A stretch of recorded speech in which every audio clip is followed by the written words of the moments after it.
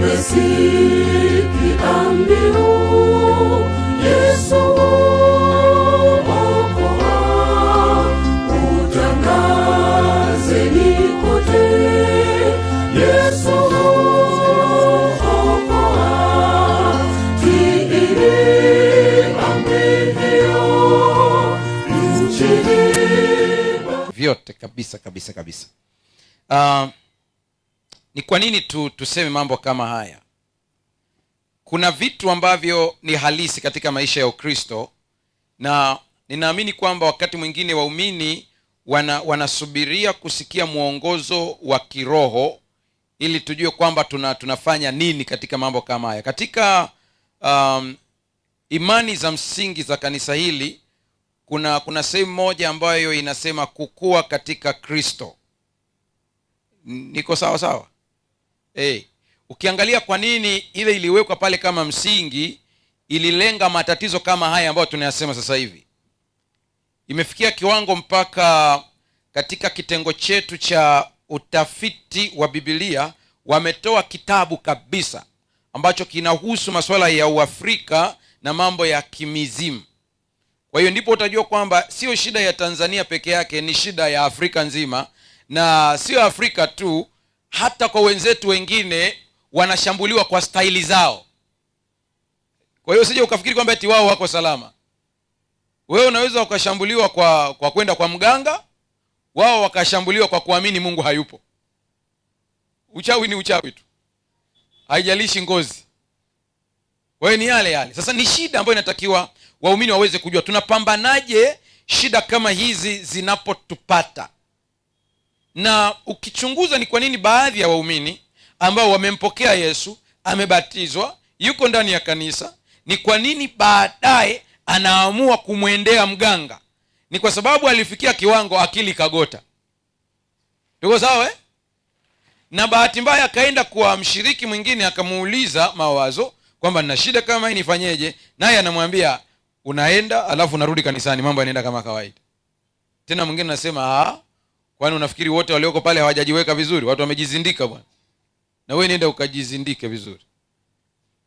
Sasa sikiliza hii, usije ukafuata ushauri kwa sababu ulipewa na mshiriki mwenzako, Mkristo mwenzako anakushauri kwenda kwa mganga, alafu ukasema kwamba ninaona ni sawa tu kwa sababu aliyeniambia ni shemasi kanisani. Unanielewa Sasa usikie vizuri, hata Petro dakika chache alimwambia Yesu, wewe ni mwana wa Mungu aliye hai. Yesu akasema damu na nyama haija kufunulia isipokuwa Baba aliye mbinguni. Dakika chache baadaye anasema hayatakupata haya. Yesu anasema nenda nyuma yangu shetani. Petro huyu anatumiwa na Mungu sasa hivi anatumiwa na shetani dakika chache. Usifuate ushauri wa mtu kwa sababu ya cheo chake. Haleluya. Ushauri unapimwa katika Biblia. Hicho ndio kipimo chetu. Mungu atusaidie sana. Sasa ufanyeje mambo kama haya yanapokukumba? Ufanyeje? Jambo la kwanza tunasema uombe. Biblia inasema hivyo, mtu wa kwenu amepatikana na mabaya na afanye nini? Aombe. Ndio kitu cha kwanza cha msingi hicho. Katika kuomba huko kuna kutuliza akili yako, maana akili ambayo imechanganyikiwa haiwezi kufanya maamuzi sahihi. Akili inapotulia ndipo unaanza kuangalia Mungu anasema nini katika maandiko, na unaanza kuangalia ni milango gani imetumika, nini kimesababisha mpaka nikapata na hali kama hii. Leo nitakwambia sababu chache ambazo zinaweza kuchangia, lakini katika chache hizi ambazo nakwambia zinaweza kuchangia wewe kushambuliwa na mawakala wa shetani, wachawi, utakavyoita vyote vile, zote nitakazozisema leo zinashindwa kwa sababu moja tu: aliye ndani yetu ni mkuu kuliko wao. Kwa zote utazisikia zijumlishe kwenye kitu kimoja tu: Yesu ameshinda yote haya. Haleluya, haleluya. Kwa hiyo yote yasikilize, lakini mwisho hitimisha, Yesu ni mshindi. Tena mahali fulani Petro anasema mnalindwa kwa nguvu za Mungu. Haleluya, haleluya. Wakati fulani, wakati nachunga kule Kitunda. Huyu ndugu yangu Jairos yuko hapa, yeye anafahamu haya mambo vizuri kabisa. Wakati huo ni kijana tu hivi, sijaoa. Basi tuko ndani siku moja na rafiki yangu, wote wawili ni mabachela tu. Sasa ghafla usiku tukasikia sebuleni mtu kama anapita pita. Kwa mawazo yetu tulihisi ni mwizi. Lakini sasa namwamsha mwenzangu, ndipo usingizi unakolea kabisa. Usiombe akukute. Kutoka hapo nje hapo sebuleni nakuta mtu yuko vile vile. Umenielewa? Yuko hapo, mama wa watu hapo. Sasa najaribu kuamsha mwenzangu, ndipo anaendelea kukoroma kidogo. Mwisho nikaelewa, unajua usije ukamwona mchungaji ukadhani kwamba yeye sio binadamu kama wewe. Hiyo usije ukasahau. Yote nayo kufundisha hapa, na mimi nilikuwa kama wewe, nilikuwa muoga kama wewe, nimekuzwa chini ya neema kama wewe. Haleluya. Woga ukanishika wa kwanza. Huyu mtu ameingiaje? Baadaye ndipo nakumbuka, hivi kama ameingia hapa na pa kutokea hapaoni, si kuna nguvu ya zaidi ambayo hata mimi siioni? Ujasiri ukaja. Sasa ananiambia, mwanangu, naomba unifungulie, alafu punguza moto kidogo hapa. Nikamwambia, sasa taabu ya hapa ni kwamba kila dakika unaongezeka. Kwa hiyo mashine za hapa hazijui kupunguza.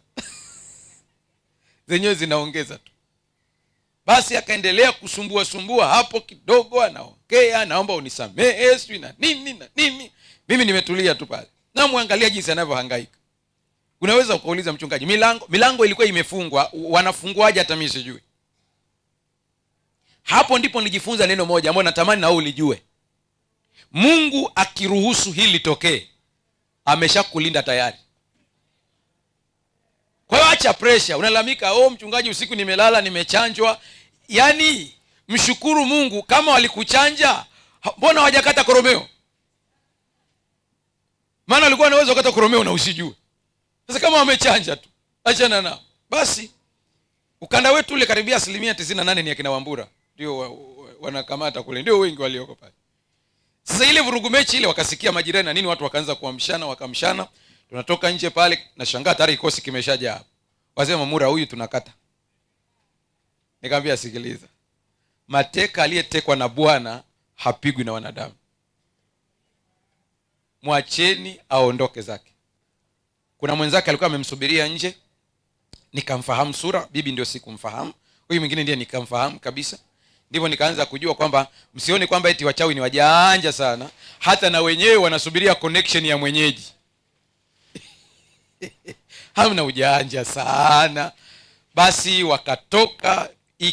Kila mzee, kila siku nikutana naye yule mzee barabarani, hawezi kuniangalia machoni namna hii. Ni kama tunapishana tu, anataka tu haraka tupite namna hiyo. Lakini sikia, nikupe habari njema. Habari ile ilisambaa kidogo, ilichangia sana kuwavuta watu kwa Yesu Kristo. Usione nikiongea hivi kwa ujasiri mkubwa, nikiwaambia ninasikia aibu kubwa nikisikia mtoto wa Mungu amehama mtaa kwa sababu ya mchawi. Ni aibu. Yaani natakiwa wewe ndio ugangamale na maombi pale mpaka wao waondoke. Haleluya.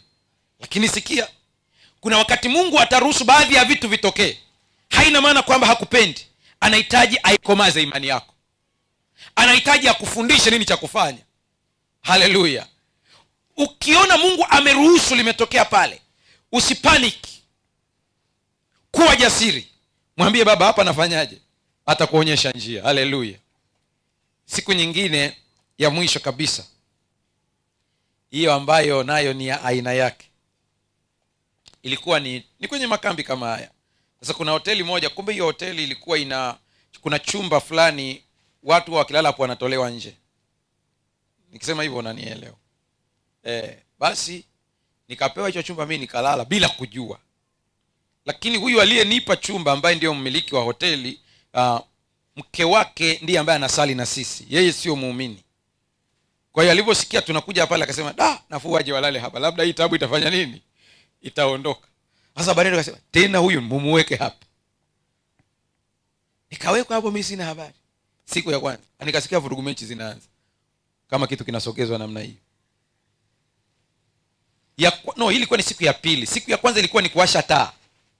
Nilishtukia nimezima taa, naamka saa 10 nakuta imewashwa automatic. Nikasema labda tu ilitokea siku zima ni maruerue ya uchovu na nini, nikaizima nikaenda kulala.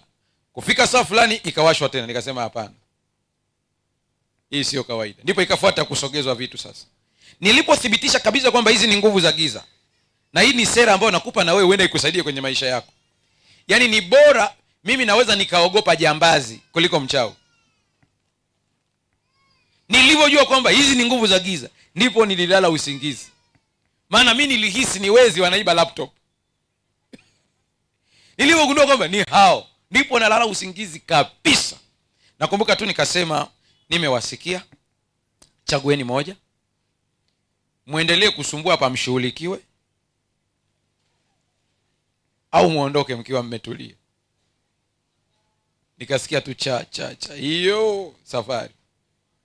Sasa baada ya hapo niligundua maswali ninayoulizwa. Umelala salama? Salama kabisa. Salama kabisa kabisa. Kabisa. Kabisa. Ndipo baadaye kabisa, kama sitakosea ilikuwa ni siku ya Ijumaa nadhani kama ya leo, ndipo yule baba ananiambia ukweli, ananiambia sasa nikwambie kitu kulikuwa kuna kitu hapo ndani. Ukiniambia uko sawa sawa nashangaa. Maana hata hivyo nashangaa hujatolewa nje. Siri yako ni nini? Nikamwambia ni rahisi namna hii. Usije ukanitazama ukafikiri mimi niko karibu na Mungu kuliko wewe. Sisi wote ni wamoja mbele za Baba yetu aliye mbinguni. Sasa wewe mchungaji, siri yako? Nikamwambia siri ni hii. Sishughuliki na vitu ambavyo havinihusu.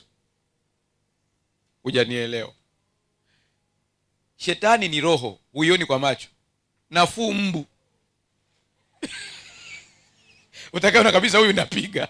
Sasa huyu unampigaje? Sasa kwa sababu sihusiki, na muachia anayehusika. Haleluya. Lala usingizi. Lakini swali linakuja, ni kwa nini mtu anabatizwa, yuko ndani ya Kristo, lakini bado changamoto zinaweza kutokea tena, kama ambazo baadhi tumeziona? Kuna sababu ziko hapo, na lazima tuangalie moja moja ili tuanze kuishughulikia. Sikiliza sababu ya kwanza. Mtaniruhusu ili tuweze kwenda kwa spidi kubwa, niweze kusoma mafungu peke yangu. Tuko sawa? Ili tuokoe muda. Fungu letu kuu tulisomea kwenye kitabu gani? Waefeso 4 fungu la ngapi? 27. Msimpe ibilisi nafasi. Kumbe kuna wakati ibilisi anapewa nini? Nafasi. Nilikuwa najaribu kuhangaika sana leo ili niweze kuja na dondoo moja ambayo iko kwenye Ministry of Healing. Kwa bahati mbaya nikawa nimesahau kurasa, lakini kama nikikumbuka kesho nitawaleteni. Ellen White anasema kwamba pepo mchafu hawezi kuingia kwa mtu bila kufunguliwa mlango. Anasema lakini mlango unafunguliwa kwa kujua au kuto.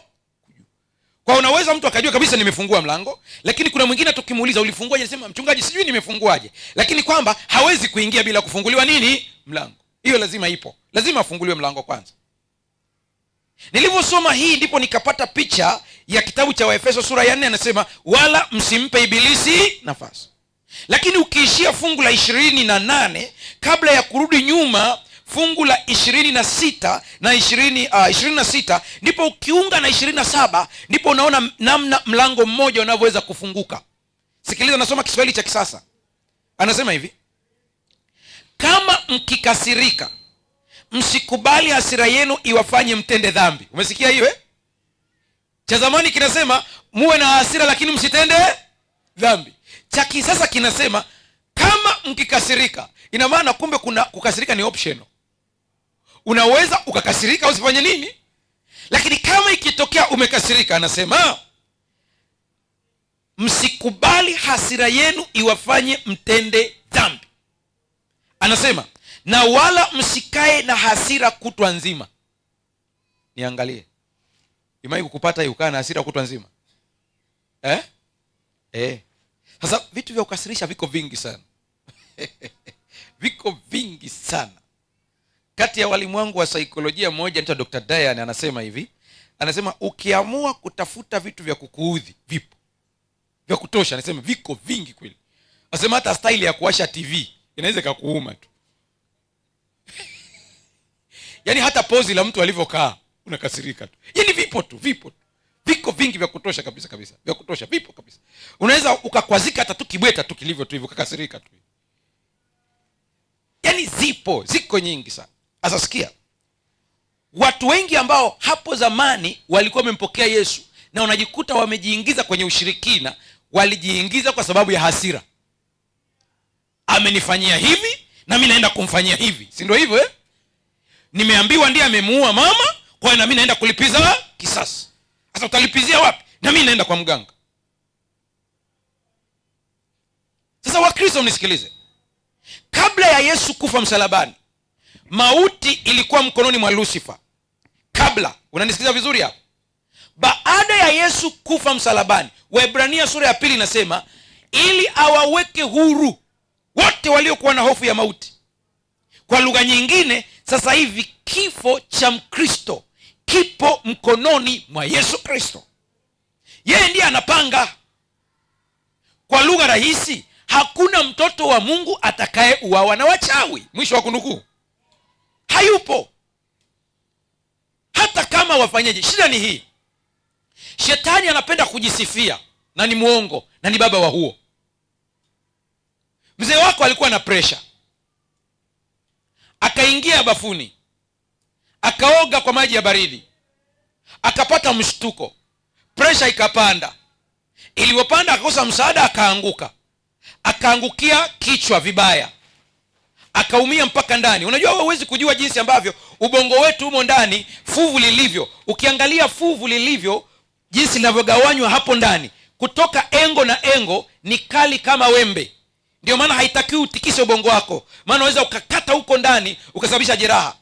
Kwa hiyo kwa sababu ya umri wako, huyu mzee akaanguka, pressure ilikuwepo, akaanguka kwenye simenti vibaya, ubongo kukoruzwa huko ndani, jumlisha na pressure ya ghafla aliyoipata, moyo ukapasuka, akafa.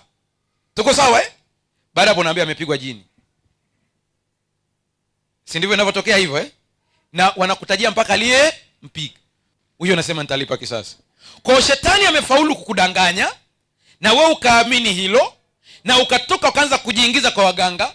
Nisikilize nikwambie, kuingia kule ni rahisi, ila kutoka ni kazi. Unaniuliza kuna kazi gani? Hakuna shetani ambaye anapenda kuachia mateka kienyeji. Ni vita, ni mashambulizi. Inatakiwa usimame kweli kweli, uamue kabisa, udhamirie kwamba hata kama wafanyeje, sirudi kwa shetani tena. Mungu atusaidie sana. Anasema kama mkikasirika, msikae na hasira kutwa nzima, kwa sababu kwa kufanya hivyo kuna hatari ya kumpa ibilisi nafasi. Usikubali kumpa ibilisi nafasi. Wakristo, hebu niangalieni, niwaulizeni swali hili. Anaposema usimpe ibilisi nafasi, unadhani anaongea na Wakristo au na wapagani?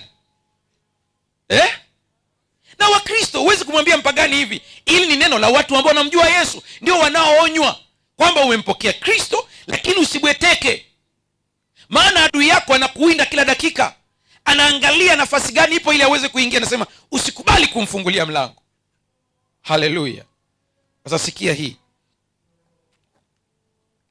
utashambuliwa kama uliwaendea waganga. Hiyo iandike kabisa kwenye akili yako. Kama uliwaendea waganga, usije ukamuuliza Mungu, kwa nini wachawi wananishambulia? Ulitafuta mwenyewe. Wewe mwenyewe umetafuta connection mwenyewe tu. Ndivyo ilivyo. Sasa najua hapa naongea na watu ambao wanasema, mchungaji, tuko humu tumekuja kwenye ibada lakini tuliwahi kuwaendea. Sasa tunafanya nini? Ndio maana tumeitisha toba tangu juzi. Haleluya. Ndio maana tumekusanya vitu humu ndani tunachoma kesho, ili tuweze kukutoa katika mambo kama hayo. Kuna mwingine unaweza kusema, mchungaji, lakini mimi vya kwangu nilishavitupa zamani. Si ndio hivyo Sasa siwezi kuvileta hapa, na mimi nawezaje kutoka humo? Kwa imani inawezekana. Wewe ambaye vya kwako ulitupa, huna amini, Kristo anaweza kukutoa humo. Haleluya. Haleluya. Kuna vingine tu, zoezi moja ambalo tutakamilisha huenda Jumapili, ni moja tu, hilo ambalo ndilo complicated kidogo, lakini ni complicated kwetu, ila mbele ya Mungu ni rahisi kabisa, ambalo hilo tunatoa kitu ambacho kimeingizwa kwenye mwili kabisa, kimechimbiwa humo ndani. Lakini hata hicho tumesema tutaking'oa tu. Hatuwezi kumpa ibilisi nafasi. Haleluya. Sikiliza maneno haya, Walawi 19:31. Iandike hii. Nataka nikuonyeshe jinsi Mungu anavyoeleza hiyo connection, muunganiko unavyoweza kutokea. Anasema hivi, msiwaendee wenye pepo wala wachawi, msiwatafute ili kutiwa unajisi na wao, mimi ndimi Bwana. Haleluya. Mimi ndimi Mungu wenu.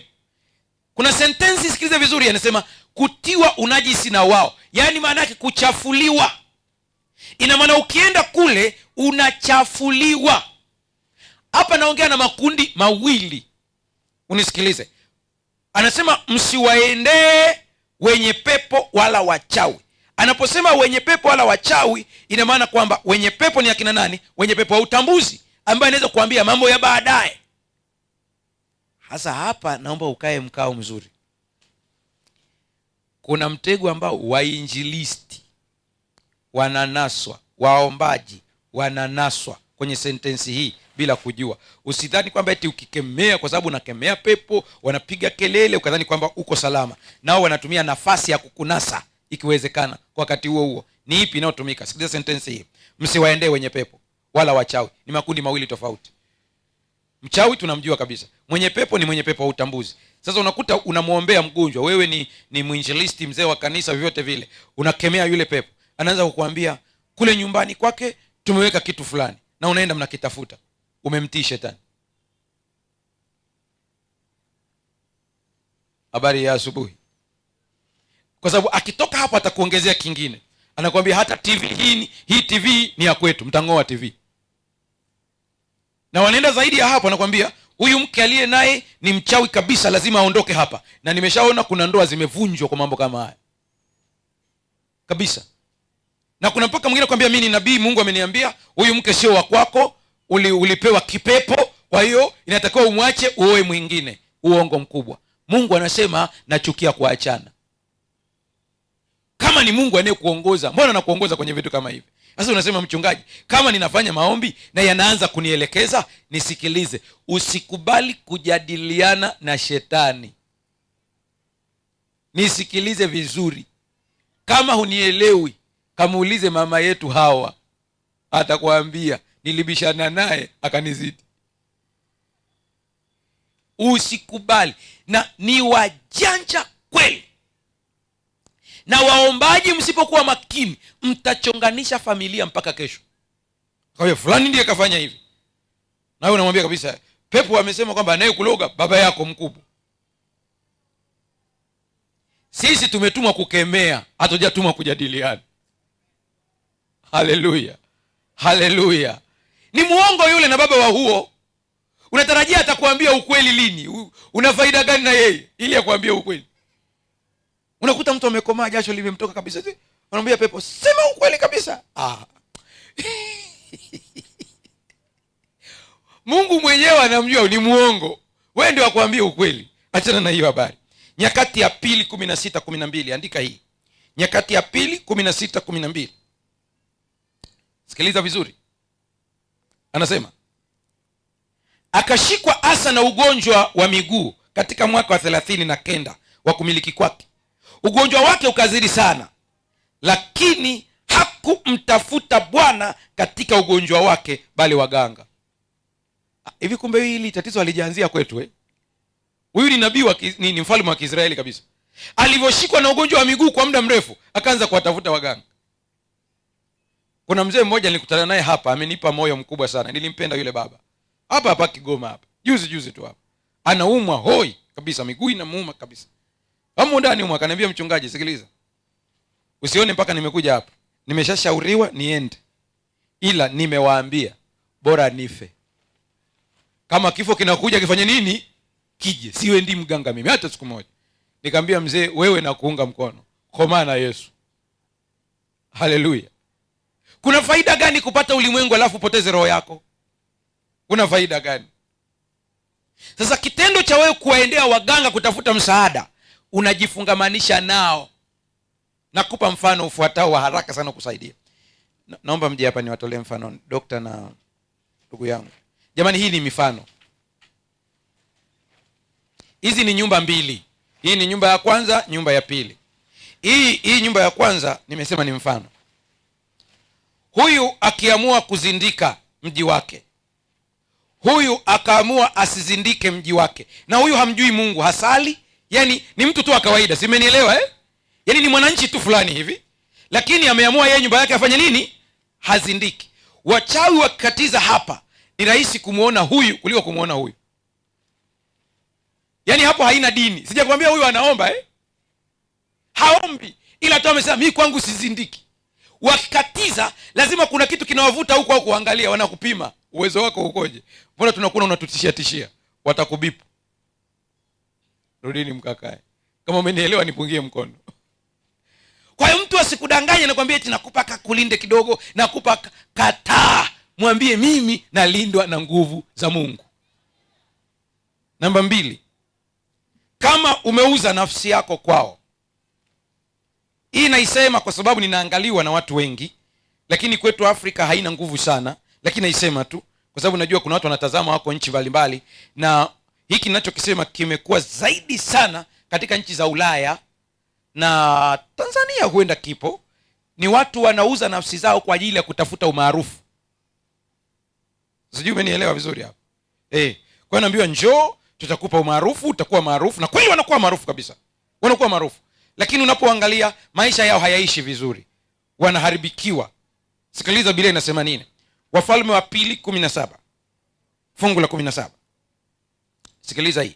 Kuna njia 2 za kuuza nafsi yako. Wakawapitisha watoto wao waume na wake motoni. Wakapiga ramli. Wakafanya uchawi. Wakajiuza nafsi zao. Umesikia hiyo vizuri Wakafanya nini? Wakajiuza nafsi zao wapate kufanya yaliyo maovu machoni pa Bwana, hata kumkasirisha. Kwa hiyo inawezekana hata wewe hukujiuza wewe kama wewe, nitaiongelea nafikiri hapo baadaye kwenye point itakayofuata, lakini wenda wazazi ndio walikuuza kwa kupitisha katika moto, kukufanyia mambo ya kimatambiko. Unapokuja kumpokea Yesu kuwa Bwana na Mwokozi wa maisha yako, lazima hivi vitu vitajaribu kukurudisha nyuma tena kule. Usikubali. Haleluya. Usikubali. Lakini kama wewe mwenyewe umejiuza nafsi yako. Nakumbuka mtu ambaye naweza nikamtolea mfano wa haraka kabisa kati ya watu ambao ni maarufu sana ni Michael Jackson. Ndiye wa kwanza, alitafuta msaada mkubwa, lakini alikufa. Nyewe mnajua habari zake. Mwingine ni mwanamuziki maarufu anaitwa Eminem. Vijana wanamfahamu, wazee wanaweza wasimfahamu. Ni mwimbaji, ni rapper, anaimba. Eminem yeye siku moja wakati amepatwa na tukio kama hilo, akiwa kwenye stage, wenzake wakawa wanamtania, wanamchukua video na simu zao, wanamcheka jinsi anavyohangaika, pepo anavyomhangaisha pale, anahangaika kweli kweli. Baadaye akiwa yuko kawaida alikuwa anahojiwa, Eminem anasikitika, anasema wananipiga picha, wananipiga video, wanafikiri nafanya ucheshi. Anasema si kwamba nafanya ucheshi, ila kuna kitu kinanitesa, lakini niliuza nafsi yangu na sijui nitairudishaje. Kwa hiyo wakachukulia kama ni mambo ya utani, ikaendelea hivyo taratibu. Wakajitokeza sasa wanamuziki wengi sana, mmoja. Baadhi yao wamekutana na wachungaji wa Kikristo, wamewasaidia, wameokolewa, wamerudi kwenye hali ya kawaida. Lakini wengine bado wanahangaika, wanajaribu kurejea. Wako wengi sana, sio mmoja wala sio wawili, wako wengi sana. Ukiangalia wanajaribu kutafuta misaada. Na kati ya changamoto kubwa ambayo tunayo sasa hivi ni kwamba sisi wa Kristo tuna kaumbali, tumeweka, sijui niite umbali au nisemeje, tumeweka mipaka mikubwa sana na wanamuziki. Nikisema hivyo unanielewa Yaani kwamba ikionekana kwamba umeenda kumtembelea mwanamuziki fulani hivi, unaonekana kama mpagani fulani hivi. Sijui unanipata? Hivi na wewe huko na watu kama, lakini wale watu wanahitaji msaada mkubwa sana. Wanahitaji kusaidiwa sana sana. Wapo ambao tayari wameshampokea Yesu kabisa. Kuna jina moja ambalo linanipotea kichwani, ila nikisema vijana watanikumbusha vizuri. Kuna mwanamuziki mmoja ambaye walioana wote wawili, waliuza mioyo yao kwa shetani, mume na mke. Mke akaamua kuanzisha kanisa lake wakati fulani. Akasema anahitaji aabudiwe kama Mungu. Unamkumbuka? Beyonce, mume wake anaitwa nani? Jay-Z. Hapana, basi mimi nimtafuta sio Jay-Z. mimi namtafuta ni mwingine ambaye ameshampokea Yesu tayari hivi karibuni, mpaka alienda kanisani. Nani? Kanye West. Sawa, ni Kanye West. Kanye West ndio amempokea Yesu hivi karibuni. Na kilichonisikitisha pia ni kwamba wakati amempokea Yesu, baadhi ya Wakristo walimponda. Yaani unashindwa kuelewa. Badala ya kumpokea mtu wanasema anajidai hajabadilika huyo. Wewe ni nani unayesoma moyo? Mungu atusaidie sana. Wako wengi wanarudi, wako wengi sana. Hata hapa msidhani kwamba nimesema tu kwamba ni kwa ajili ya wengine, lakini hata Tanzania ipo vijana wetu wengi wanatafuta umaarufu. Kwa hiyo uko tayari kufanya chochote kile yawe maarufu. Unapouza nafsi yako kuirejesha, kuna gharama kubwa sana. Sana. Mungu atusaidie sana. Haleluya. Mungu atusaidie sana. Na kuna mwanamuziki mmoja ambaye tunasaidiana na mchungaji mwingine yuko Chicago. Wakati huyu mchungaji alipojua kwamba nilitokea kumpenda huyo mwanamuziki zamani, akaniambia, unajua una habari kwamba huyu aliwahi kuuza moyo kwa shetani? Nikamwambia hapana, nilitokea tu kumpenda tu, anaimba nyimbo za dini vizuri. Akaniambia ndio hivyo, na sasa hivi amekumbwa na mambo. Akaniuliza, unajisikiaje nikikutambulisha kwake? Nikamwambia nitafurahi ukinitambulisha. Akaongea na yule bwana akasema sawa. Basi yule bwana tukaongea na yule mwanamuziki vizuri, akaanza kunipima najuaje haya mambo. Nikajaribu kumweleza ninachokijua. Mwisho akaniambia, sasa nyie wawili siwaachii mpaka nitoke huku, maana mateso ya huku si ya kawaida. Haleluya. Utaniambia mmefikia wapi? Yataka moyo ni hatua kwa hatua. Hivi ninavyoongea na wewe, mwaka huu ilikuwa mke wake abatizwe. Hii corona ndio ikavuruga kidogo, lakini bado mimi naamini mbele za Mungu ameshabatizwa hata kama akifa kesho. Lakini huyu bwana akusimulia, anasema, mchungaji, tukiwaona ninyi tunaona kama watu ambao ni wa standard fulani ambao hatuwezi kuwasogelea. Lazima kwa tunaogopa hata kusema. Anasema, lakini nikwambie, usidhani kwamba vijana wana raha. Walioingia humo wanakuja kushtuka, ila wakihitaji kutoka wanapata vitisho. Nikamwambia, kama kuna ambao unaongea nao, waambie Yesu ana nguvu kuliko upande wa pili. Hii naongea kwa ajili ya vijana mnaonisikiliza, wafanya biashara. Tafuta mali kwa uhalali, usitafute umaarufu. Acha Mungu ndiye akufanye kuwa maarufu. Akikufanya yeye atakulinda. Ukijifanya wewe, kuna hatari ziko nje kuliko unavyofikiria wewe. Mungu atusaidie sana. Vijana wote mnaonisikiliza, kwa Yesu kuna raha kuliko kule nje.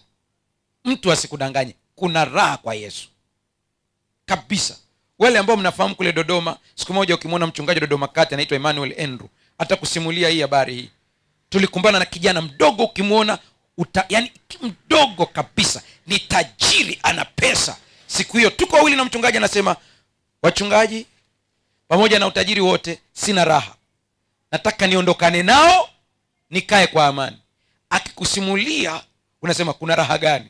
Anasema, mimi bwana mwezi fulani ukifika nikiambiwa niende mji fulani, anasema naenda huo mji na ninaelekezwa.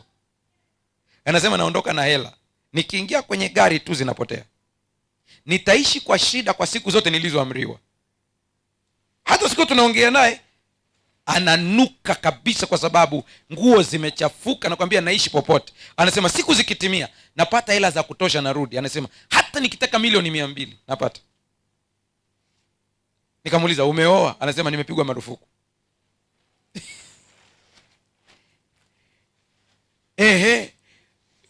Kingine alifanya kibaya sana, siwezi kukisema. Sasa mwisho ikawaje, anasema nimekuja, niko serious. Na mahubiri ya kwanza yaliyomgusa hadi akaamua kumtafuta Yesu ni mahubiri yaliyohubiriwa na Pastor Semba kule Kinyerezi. Ndio aliyasikia kwenye redio yake. Aliposikia, anasema nikasikia sauti ikiniambia, fuata hili kanisa litakutoa kwenye huu mzigo. Sasa ikatokea bahati siku hiyo, katika maelekezo yake aliyopewa na jamaa zake, alikuwa anatembelea Dodoma. Ndio anasema wakati napita hapa nje kwenye hili kanisa lenu hapa, anasema ile sauti kanijia tena ikaniambia angalia, sema nikaangalia, kaambia punguza mizigo. Inamwambia punguza mizigo hapo. Mwisho akaona sio kupunguza, ni kuitoa kabisa. Kitu nilichokigundua ni hiki: mtu ambaye amejitoa kabisa kuachana na hivi vitu anafunguliwa kiurahisi kweli kweli kuliko mtu ambaye mnamlazimisha. Huyu bwana alifunguliwa chini ya dakika 3, kila kitu kimeachia, yuko vizuri. Sasa kwa nini umtafute shetani ambaye atakutesa? Huku kwa Yesu unabarikiwa utokapo, unabarikiwa uingie hapo, alafu unaruhusiwa kulala, alafu unaruhusiwa kuoa, na viatu unavaa, na nguo unafua, tai unavaa. Jamani, siku na raha kabisa. Usiende upande wa pili.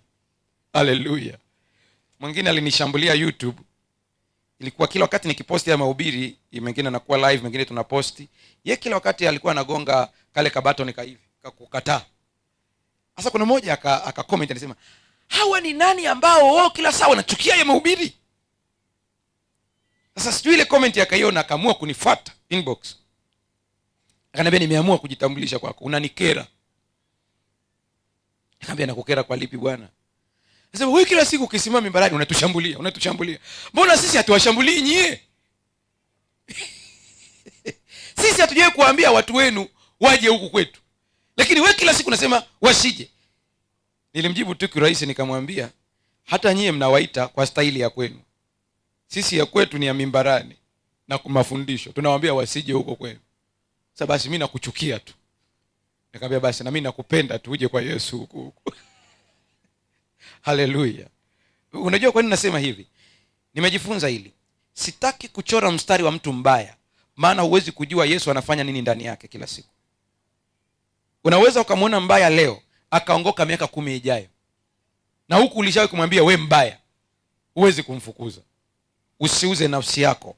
Usimpeleke mtoto wako kwa waganga, kwa sababu unauza nafsi ya mtoto wako. Usikubali mtoto wako akafungwa vitu kwenye kiuno, kwenye mikono. Usikubali vitu mnavyopewa, vile vitu ni hatari sana. Kwa wakati ule unaona kama ni rahisi, lakini inaweza kuleta madhara. Mtoto wako amekuwa mkubwa kabisa, unashangaa ni binti ameshaolewa tayari, mimba haishiki, mnahangaika, kila kitu kiko sawa. Kumbe mgogoro ulianza akiwa mdogo kabisa, maana ulimpeleka ukamfunga hivyo vitu. Najua unaweza kusema, mchungaji, unavyosema hivi nakumbuka nilifanya hivyo kwa mtoto wangu, natakiwa kufanya nini? Ni rahisi namna hii. Mlete kwa Yesu Kristo. Yeye ana uwezo wa kufungua hata kama ni vya miaka mingapi. Ana uwezo huo. Namba 3. Ikiwa ukoo umetolewa kafara. Ukoo umetolewa kafara. Kuna watu wanafanya mambo ya uganga, ushirikina kwa ukoo mzima kabisa. Fungua kitabu cha Mambo ya Walawi 20, fungu la 3.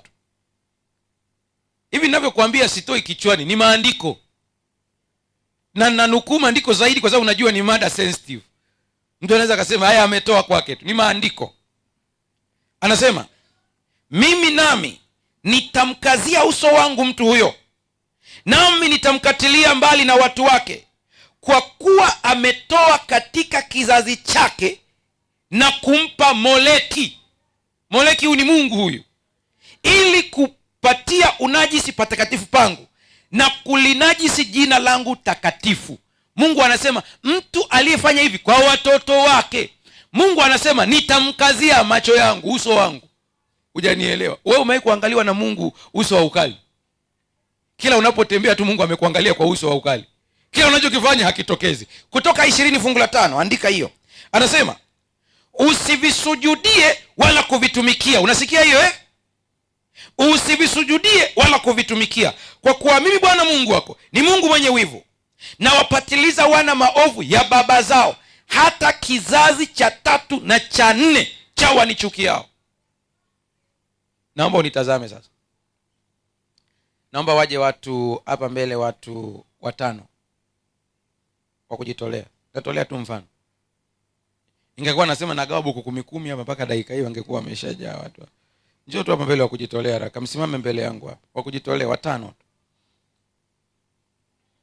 1 2 3 4 5 wametosha. 1 2 3, hebu. Si 5 wametosha jamani, si ndio hivyo? Naomba msogee karibu. Bwe mnanisaidia mimi hesabu naweza, ila hisabati.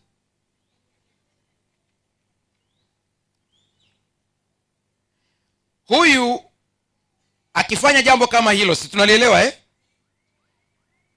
akamzaa huyu hapa, hiki ndio kizazi cha ngapi? Cha kwanza. Hiki ndio cha kwanza hiki.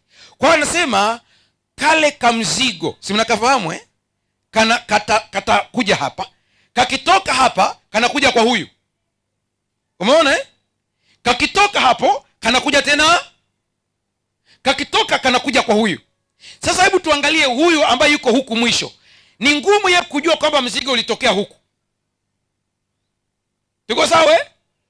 Kuna mambo yanamkumba tu hapo, anashangaa, mbona sisi tuko hivi? Mbona ukoo wetu kila anayeolewa anaachika? Umenielewa Mbona katika ukoo wetu tukiangalia bibi naye alifikia hapa, mbona kwetu mashangazi, mnanielewa? Si hapo haya mambo jamani? Yapo. Sasa wanaohangaika ni wako huku mwisho, wanajiuliza hisi tumekosa nini? Kumbe ilitokea huku. Sasa utaniuliza, mchungaji, hii nayo inavunjwaje? Kwenye amri hiyo hiyo Kutoka 20 fungu la 6 solution imewekwa humo, kama sio fungu la 6 nadhani. Anasema nami na warehemu. Twende vizuri sasa hapa. Nataka uone nguvu ya neema ilivyo kubwa kuliko kosa. Kosa linaenda kizazi cha 3 na cha ngapi? Lakini neema inapiga kiasi gani? Ipi kubwa? Neema ndio kubwa, maana inashika maelfu. Na ukisikia maelfu, sikiliza, ni kwa sababu zama hizo mahesabu yao yaliishia hapo. Walikuwa hawajui milioni laki. Simona hata Yohana anaangalia, anaambiwa ni kiasi gani, anasema ni 10,000 mara 10,000 na maelfu kwa maelfu. Nisikie, mmoja ambaye anakubali kumpokea Yesu kwenye ukoo, akaamua kabisa kwamba hivi vitu hatuvitaki, baraka yake ni kubwa kabisa kuliko kosa. Haleluya. Paulo anasema kama neema ingekuwa sawa na kosa, ingekuwa ni kazi kubwa sana. Anasema lakini neema imezidi lile kosa.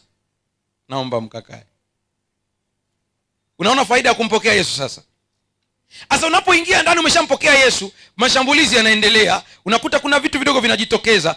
Shetani hataki uone ukubwa wa Mungu wako, na mimi nakwambia usiangalie mashambulizi, muangalie Yesu Kristo. Unavyoendelea kumtazama Yesu, unawamaliza adui wote. Nakaribia kumalizia sasa. Ili mengine huenda nitaendelea nayo siku nyingine, huenda kesho, au utanifuatilia mtandaoni tukiingia sehemu ya pili. Lakini njia nyingine ambayo wanaitumia, samani sana, andika Yeremia 14:20. Hii ni namna ya ni mfano wa ombi la kutoka katika matatizo hayo. Yeremia 14:20. Hii ni mfano wa ombi la kutoka katika hayo mambo. Anasema, Bwana, tunakiri uovu wetu na ubaya wa baba zetu, maana tumekutenda dhambi. Umeisikia hiyo Naongea na watu hauna binadamu. Umeisikia vizuri hiyo? Huo ni mfano tu wa ombi. Wewe unaweza ukaomba kwa staili yako. Anasema, Bwana, tunakiri uovu wetu na ubaya wa baba zetu. Nenda kaangalie kwa nini Israeli ilichukuliwa mateka. Moja ya sababu kubwa sana ilikuwa ni ibada ya sanamu. Waliabudu miungu mingine. Sasa hii natamani iingie kwenye akili yako inayofuata. Utashambuliwa kama unawaogopa. Na hii nimeitumia sana kuwafundisha kwamba usikubali hofu iingie ndani. Hao watu hawana kitu jamani. Yaani unajua shetani ni kama simba ngurumaye. Akizunguka natafuta mtu afanye nini? Ina maana hata meno hana. Maana kutafuna hawezi. Ila gia yake ya kwanza na kupiga mkwala kweli kweli. Unaweza ukatembea barabarani, unashangaa kuna kitu kinapita shwap. Au unashangaa mtu anakusalimia habari yako, ukimwangalia umuone.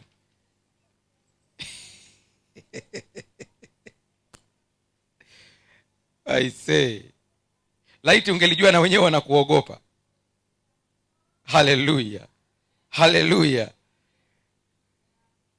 Kuna mtoto mmoja ambaye nimemtolea sana mfano wake, yuko kule Dar es Salaam, kadogo tu, kako nasari. Alikuwa kanashambuliwa sana na nguvu za giza. wamehangaika we. Mama yake akamleta tukamwombea, lakini baadaye nikamwambia mama, ni vizuri huyu mtoto tusimjengee dhana ya kwamba kila shida ikitokea unafuata pasta. Sijui mnanielewa Nikamwambia natamani tuanze kumjengea dhana ya kwamba hata yeye akimwita Mungu anafanya nini? Anamsikia. Sema sasa huyu mdogo utamfundishaje? Nikamwambia subiria. Tunaongea lugha ya kitoto, ataelewa tu. Kuna vikatuni fulani wanapendeka kuangalia watoto, Ben 10 sijui nini. Basi nikamwambia unamfahamu Ben 10? Nikasema ndio namfahamu. Nikamwambia sasa sikia, wewe unaona watu wanakuja kukushambulia hapa? Sema nawaona pastor. Nikamwambia sasa umeona? Wakija niambie. Akasema wale pale wamekuja. Akanielekeza pale anapowaona au aina ya mashetani. Nikanyosha mkono wangu namna hii. Na kwenye vikatuni vyao kuna vitu vinafanywa hivyo hivyo. Mtu ananyosha mkono anapaa, sio anafanya nini? Na mimi nikanyosha mkono wangu hivyo, nikafanya hivi. Nilipofanya hivi sasa akacheka sasa, mkono wako umetoa moto, wameanguka. Nikamwambia sasa sikia. Yesu amenipa huo moto huko hapa. Mimi nataka nikuhamishie na wewe. Ili na wewe uwapike, asema, "Nipe." Nikamwambia leta mkono. Nikamwekea mkono namna hii. Akasema, "Kwa hiyo na mimi nina nguvu?" Nikamwambia unazo. Wakija wewe piga tu. Dakika kweli tunaendelea pale kidogo, ile hali ikimkuta ni kama vile anakosa nguvu hivi. Ndio akasema, "Wale pale dirishani." Nikamwambia mimi sikuombei, maana tayari una nini? Una nguvu unazo.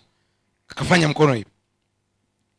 Kakacheka ile ya kucheka kabisa mpaka mtoto unamuona anataka kutoa machozi. Sasa namuuliza vipi? Anasema wameanguka. Nikamwambia sasa unaona? Si umeona Yesu habagui. Hata wewe anakupa nguvu. Akasema Nikamwambia sasa ikija uko peke yako, mama hayupo, sijui nani, usiogope. Maana Yesu yuko ndani yako na amekupa hii nguvu. Unajua baada ya hapo ile hali ikimpata kale katoto kenyewe tu kanasema kwa jina la Yesu, na jamaa wanaanguka hivi kabisa. Kanafurahia kaza. Ona jinsi wanavyoanguka mpaka wanazungushwa hivi kabisa. Nataka niwape siri. Msimuone shetani akiwa anatutunua misuli sana, hana chochote. Yesu mwenyewe anasema yuaja mkuu wa ulimwengu huu, hana kitu kwangu. Na wewe hivi una habari wewe na Yesu ni mtu na mdogo wake? Haleluya. Anasema haoni haya kuwaita ndugu zake. Mara nyingi naambia watu wa Mungu mlioko hapa, ni kweli tumeandika vitabu siri ya maombi yaliyojibiwa, tumeandika hivi vitabu, si haina maana kwamba ni formula maalum. Kuna saa inafika hata formula zinapotea kichwani. Unanisikia vizuri Ukikuta formula imepotea usipate pressure. Wewe sema tu Yesu nisaidie, yatosha. Haleluya. Sikiliza hii sasa. Kitabu cha Torati 23, andika hii. Torati 23 anasema, waambie, sikizeni enyi Israeli, hivi leo mwasongea mapiganoni juu ya adui zenu, mioyo yenu na isizimie. Haleluya. Msiche wala msitetemeke, wala msiingiwe na hofu kwa ajili ya wao. Msiwaogope hata kidogo, kwa kuwa Mungu wetu ana nguvu kuliko wao. Ezekieli 2:6. Na wewe mwanadamu usiwaogope hao. Haleluya. Wala usiwaogope maneno yao. Hapa ndipo natamani nyie wote ambao mlikuwa mnaandika mnisikilize. Anasema wala msiogope maneno. Unajua kuna wakati unatishiwa kabisa pale kwenye biashara yako. Mtu anakuja kukwambia tutaona kama utauza. Tutaona. Si unajidai mjanja, huuzi. Sasa na wewe unajidai unaanza kutetema. Sasa unajua kuna kwa jina la Yesu lakini yaoga. Mtu anatetemeka kimoyomoyo. Huniwezi, lakini uko ndani unatetemeka. Ukirudi ndani tu unasema, Mungu nisaidie Baba, wamenisemea maneno haya. Sikiliza, Biblia inasema mpingeni shetani naye atafanya nini? Atawakimbia. Nisikilize, usiongee na shetani kwa ustaarabu, hana ustaarabu. Mtu anayekwambia huuzi, mwambie nitauza. Tena nikwambie, kama kuna mtu wa kumuonyesha kwamba na wewe umo, ni huyo. Hujanielewa? Piga mguu pembeni namna hii kabisa, tikisa kabisa, na benua na mdomo kabisa, mwambie nitauza. Msiwaogope wao wala maneno yao. yale maneno ukiyameza yanakuwa. Mimi nimemwona mmoja kabisa ambaye tena ni binti ameolewa tu na miezi kama 9 hivi. Mama mmoja akamfuata akamwambia, unafikiri utazaa? Hey, mpaka uje usalimie. Mpaka uje usalimie kijijini. Naye alikuwa anasikia mafundisho kama haya. Akamjibu. Alimjibu vizuri sana, nilipenda majibu yake. Akamwambia, rudia tena mama, unasemaje? Sema, nimekwambia hivi, huzai mpaka uje usalimie kijijini. Binti akajibu asema, labda kama wewe ndiye unayeumba mimba tumboni. Sema, jibu hili limeenda shule. Nimelikubali. Kama wewe ndiye muumbaji wa mimba, ila kama ni Mungu mtazaa. Kwani ilipita hata miezi 3? Akaanza kuchukia vitunguu saumu. Tema. Haleluya. Kuna mmoja hapa, kama mwenyewe ataridhika, sitaki kumuingilia. Kama ataridhika yeye mwenyewe, anaweza kanyoosha mkono kama atakubali hata kesho. Yeye hata hatukukutana. Ilikuwa ni kwenye simu tu. Piga dua kwenye simu dakika chache. Ndio nimekanya Kigoma mara ya kwanza hapo. Amenionyesha katoto kameshako kakubwa kabisa. Ananiambia kale katoto ndio haka, kakubwa. Ikabidi nikabariki hapo barabarani tu hapo, akasema kabarikiwe na Bwana. Simple. Usikubali kutishiwa na maneno ya adui. Haleluya. Adui anakuambia eti upige magoti kwake ndipo upate mtoto. Mwambie hapana, wewe ugawa watoto, anayegawa ni Mungu. Mungu ataniletea kwa wakati wake. Anakutishia kwenye biashara yako, usisikilize maneno yao. Yasikutishe hata kidogo. Umeenda kuwekeza kijiji fulani, wanakuambia hapa kijijini bwana huwezi kufanya biashara mpaka uende kwa wazee fulani. Waambie, sikia, ninayemtumikia ni mkuu kuliko hao wazee. Sasa mmoja ananiambia, pastor, lakini pastor, useme hivyo alafu wakujie usiku utafanyaje? Kwa maana hivyo hivyo. Hata kama wamekuja, usiogope. Mwisho kabisa, ikiwa hujampokea Yesu kiukweli, unaweza ukapata mashambulizi. Hii ni ya msingi kabisa. Yakobo 2:19 anasema, wewe waamini ya kuwa Mungu ni mmoja, watenda vema. Mashetani nao wanaamini na kutetemeka. Wanajua kabisa. Lakini Yohana 15:6 anasema, mtu asipokaa ndani yangu hutupwa nje kama tawi na kunyauka. Watu huyakusanya na kuyatupa motoni yakateketea. Hii sentensi ni kubwa sana. Wengi wanadhani naongelea habari ya kuchoma moto tu kiurahisi. Mtu asipokaa ndani yangu, usipoendelea kumshikilia Yesu, unageuka kuwa mti uliokauka, na wanaohitaji kupikia watakupikia. Sijui umenielewa vizuri hapo. Utatumiwa kwenye matumizi mengine. Hata unasema mchungaji, yani kumpokea Yesu kweli kweli maana yake ni nini? Ni rahisi namna hii. Usije ukadhani kwamba ni kuishi bila kutenda dhambi hata moja. Maana kila siku ukijikagua utajikuta kuna mahali umepungua. Ndivyo sivyo? Sasa sikia hii.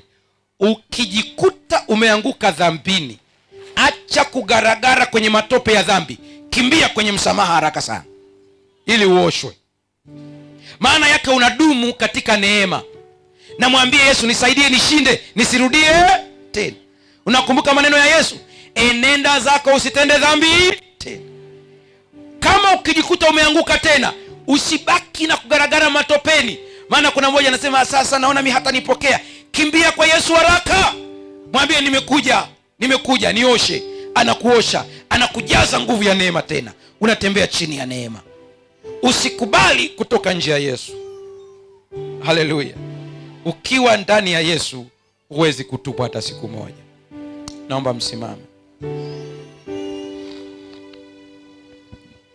Hii ni sehemu ya kwanza. Siku nyingine nitakaporusha sehemu ya pili pia mnaweza mkaiona.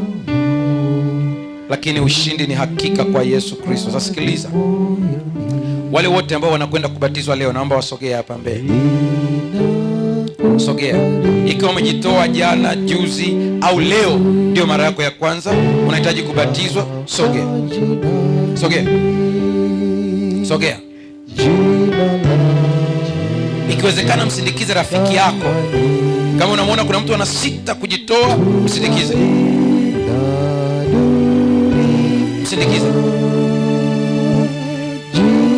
Tembea. Wale wote ambao leo unakwenda kubatizwa, sogea.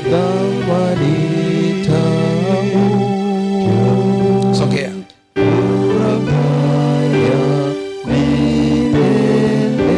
Sogea.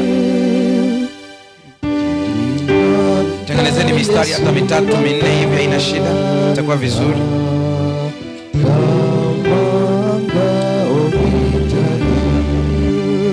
Msindikize rafiki yako. Majaribu yakisonga, omba kwa jina hili. Giza la ibilisi na kutuleta katika nuru yako ya ajabu. Asante kwa ajili ya neno lako ambalo kupitia katika mtumishi wako umekubali lipate kusikika masikioni mwetu katika masaa haya ya mchana, ukainuliwe na kutukuzwa milele na milele. Na sasa watu wako tu wametembea na wako hapa mbele zako. Ninakusihi Mfalme, ikiwa kuna jambo linalotatiza, jambo linalohangaisha, tangu sasa wewe ukaonyeshe ushindi kwa watoto wako. Yule ibilisi hana chochote, maana Kristo ulimshinda ukakisaga kichwa chake pale msalabani. Na sasa kwa watu wako, maana wametembea wakija mbele zako, Bwana, ushindi huo uwe juu yao pia. Ninakusihi Bwana, ikiwa kuna miujiza inayoonekana wasioijua, lete ushindi kwao. Ikiwa wanapotembea wakitazama wanaona vitu wasivyovielewa, washindie tangu sasa. Ikiwa kuna mambo yanatokea katika familia zao na kwa sababu wamekuja ndani yako, Mfalme, wapatie ushindi. Na kwa imani hii, shinda tangu sasa na hata milele. Hata watoto wako wanaokuja kwako kwa ajili ya ubatizo, wabatize tangu sasa kwa Roho wako, na wanapomtangazia ibilisi ya kwamba wanatamani kutembea nawe na kuachana na dunia, wapatie ushindi katika safari ya Ukristo wao. Asante Bwana, maana umetupatia haya, na asante maana tunapoamini yanakuwa yetu tangu sasa, yawe yetu na hata maisha yetu yote. Zaidi ya yote, tuandae kwa ajili ya umilele, ili unapoonekana tupate kuokolewa. Mtumishi wako anapoomba, pokea maombi haya yastahili katika Kristo Yesu, amina. Asante Yesu kwa kusikia maombi hayo. Asante maana unatupenda. Asante maana damu ya thamani inatuosha. Baba, angalia watoto wako ambao bila hofu wamejitoa kwa ajili ya ubatizo. Wabatize kwa Roho Mtakatifu.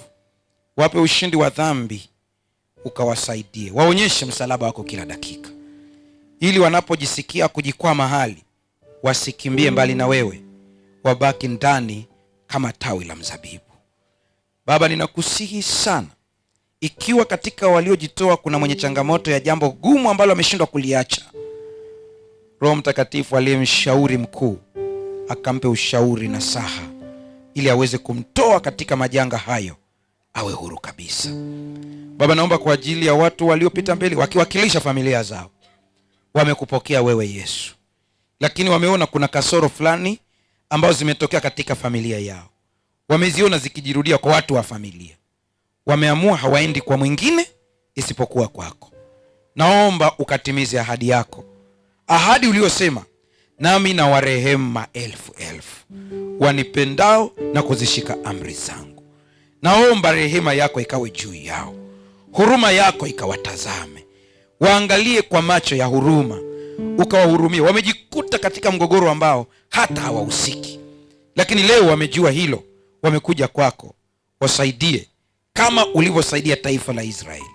Walichukuliwa mateka kwa sababu ya uasi wao, kwa sababu ya uasi wa baba zao, lakini neema yako iliwafuata. Kuna wengine wameleta vitu ambavyo kesho tunavichoma, na kushukuru maana umewatenganisha na nguvu za giza. Kuna wengine huenda bado wanafanya maamuzi ya kuleta. Wape ujasiri usiku wa leo wakavilete, ili kesho tuteketeze kwa pamoja. Wanaanza ukurasa mpya. Hata kama kuna mtu aliwahi kwenda kwa waganga, leo ukamtenganishe na vitu hivyo kabisa. Asiwe na dalili yoyote, awe huru katika mikono yako. Neema yako yatosha. Kwa jina la Yesu tumeomba na kuamini, amen. Amen. Nyie wote mliojitoa kwa ajili ya ubatizo mbaki hapo hapo ili mpate maelekezo kutoka kwa wachungaji.